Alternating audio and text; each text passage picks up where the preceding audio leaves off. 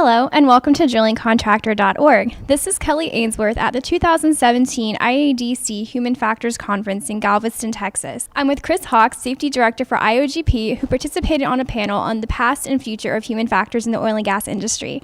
Welcome, Chris, and thank you for joining us. Thank you, Kelly. I'm glad to be here.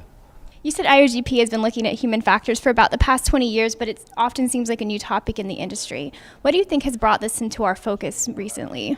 I'm not so sure it's been so much of a new topic. I think more likely it's come more towards our focus due to some of the major incidents, Montara and Macondo, obviously, but also a growing body of thought and body of understanding around what other industries are doing. And we're more likely to be looking outwards at companies and industries like aviation and the motor industry and how they are looking at human factors much more than we have been relying on our own knowledge in the past. So I think there's just more of an understanding about the enormity of the topic rather than it being particularly new. How does the need for social survival impact safety culture, and what can we do to work around that? So I think the whole concept of social survival has been a real fascinating one. With a lot of our behavioral-based safety programs where we have Stop the Job and we have people trying to encourage speak up and speak out, they haven't been so successful in a lot of areas, or they've been successful at the lower levels, but not so much in the real big important decisions where you look at confirmation bias and people sort of not wanting to be the outlier. The more that we study and the more we understand this, the more we can guard against groupthink and some of these other biases, cognitive biases that we all have. It's not that we should try to ignore them completely, but we do need to understand them and guard against those biases being the basis of our decisions. So I think where you see incidents like Macondo, where cognitive bias and confirmation bias had such a big impact, then understanding how those mechanisms work and guarding against those is only going to put the industry in a better position. So there's work to do, but I think we are finally understanding that we need to do that work.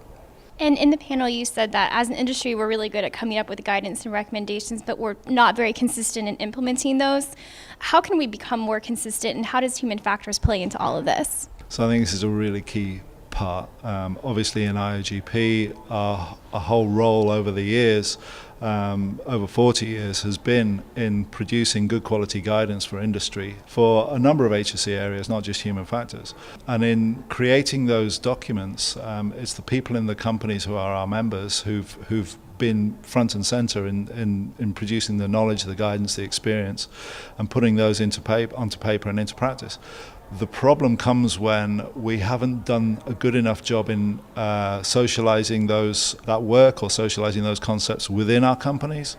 And so it comes as a bit of a surprise to the decision makers that they now have to change what they've been doing because the industry says this is a better way. I think more engagement, collaboration is going to be key, but as was also mentioned in the panel, communication, both internally within our own companies, but also externally, so that we understand what everybody's working on and we're not duplicating stuff, I think is an absolute essential element.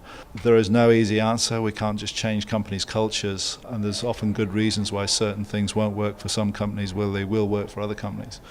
I will say, however, that our smaller members are much more likely to implement our guidance purely because they don't have the big resources behind them to start creating something new, whereas the bigger companies, the IOCs, have much more organizational clout behind them to create new stuff. That's changing. The oil industry and the oil price has changed in somewhat to make this a more open environment to learning and sharing and collaborating and using industry guidance, but we're still at the start of the journey, I think, not towards the end. Well, thank you for joining us today, Chris, and sharing your insights on this.